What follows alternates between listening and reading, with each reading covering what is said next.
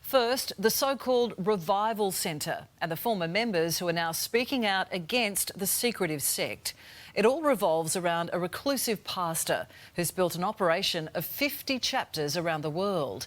But ex-members say the church is hiding a dark past.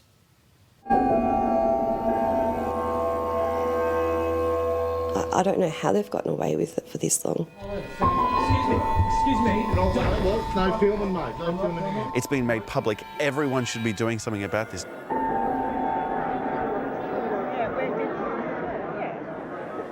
From the outside, it looks like any other church. Yet what ex-members say happened here will shock you. From allegations of violence against children to claims of brainwashing, end-of-the-world preaching, even the shunning of medicine.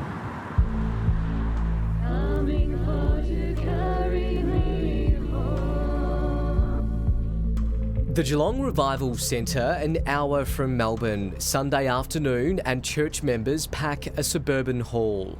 We have to accept that. It's a war. This world is on one side and we're on the other.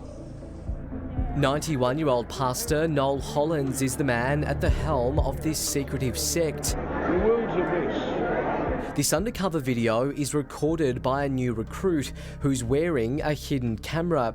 Church members question her at the door and stay by her side the entire time. At the end, Pastor Hollins comes over to meet her. We're happy you came. Was it by chance or did someone invite you? He leaves, then returns with a warning. There's just one thing I will say. If you want to know anything about us, don't go to the internet. Anyone can put whatever rubbish they like on the internet. Came to this church. I was born into this cult. That's what Alexander Kilparty Davies thinks of the place. He spent the first 15 years of his life. It's the first time he's returned in a decade. I have the same feeling I did when I was younger. I have the same feeling I did every time I stepped on site here. For former church member Celeste, it's also a painful memory. By 10, being so convinced that my own parents were of the devil, they had the devil in them, that I didn't even want to know my own blood and flesh.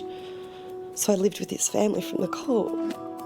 Despite leaving the church, Celeste returned in her 20s when she says she fell on hard times and claims she had nowhere to turn.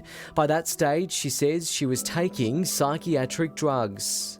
Eventually, I was convinced to flush my medications down the toilet, climb into a bed with a babysitter in the house, and come cold turkey off over a decade of taking a certain medication. And that was horrific. According to these manuals, the church discourages medicine, promising a guaranteed solution to sickness. The group was formed in the early 70s by Pastor Noel Hollins. He's since built an empire of 50 chapters around the world. His opinion is you don't seek medical help. When former member Lauren was 17, she thought she had ovarian cancer, but was worried about seeing a doctor. And I actually got diagnosed with ovarian cysts. That appointment I had to make in secret. When Lauren escaped the church, aged 18, she says she remembers Pastor Hollins standing in her living room. And he said, "You can't live under this roof if you don't attend." And I looked at my mum and she dropped her head. And I looked at my dad and he just said I agreed with him. So I lost my sisters, I lost my parents, I lost my grandparents, I lost aunts and uncles, cousins, best friends of, 10, 15 years. A Current Affair has been given 30 hours of audio recordings from inside the church. A common theme, the end of the world. The inhabitants of the earth are burned and few men left. It's all leading up to the Battle of Armageddon. I have night terrors constantly about the talks that I heard as a child. You're told every day that you're going to go to hell. And at 27, I still believe it sometimes. Pastor Hollands preaches only his followers will be saved. Here he appears to mock mental illness. The children are totally spoilt. Many of them will finish up with all sorts of so-called conditions and are described as having ADHD and put on drugs. Celeste claims her then 2-year-old son was beaten by a church member because of his autism. Took it upon himself to pick him up and hit him really hard, and then continuously hit him until he stopped crying. And I just got drilled and drilled and drilled constantly that I needed to be smacking him to smack the autism out of him practically. While we're not suggesting Pastor Hollands had any involvement, Celeste's son is now undergoing medical treatment. And my son is now got a 6-year-old injury of a twisted pelvis and is incontinent and is going through extreme medical measurements to hopefully untwist his pelvis. Might not happen. Church gatherings are held twice a week. Wednesday nights are reserved for the so-called saints, followers admitted into the pastor's inner circle. Pastor Noel Hollands, excuse me, don't touch me. Please don't touch the camera. Yeah, no, you're not. Please don't filming it. All right, there you go. I'm leaving. There you go. No filming, mate. No filming here. I won't film you anymore. Yes, you are. Right, you're not allowed to film.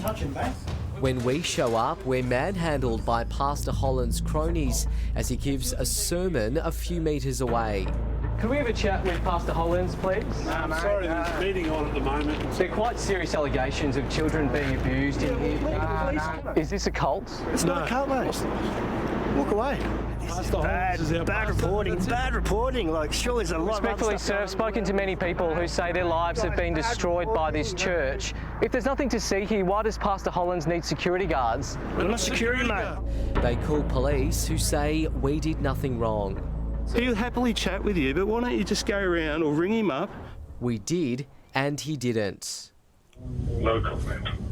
The effects of all of this can actually be quite dangerous and can be quite catastrophic. Raphael Aaron is an expert on cults and religious sects. But they do act without impunity. Raphael says he's received reports from concerned family members who have loved ones in the sect. As a minimum, there should be some oversight in relation to these organisations. There should be something which is done to be able to bring these organisations to the government's attention. I don't understand why everyone isn't standing here shouting and screaming with signs to shut this place down. My heart is to see people set free from that place. Shine Lawyers is now investigating possible legal action on behalf of a number of ex-members of the church.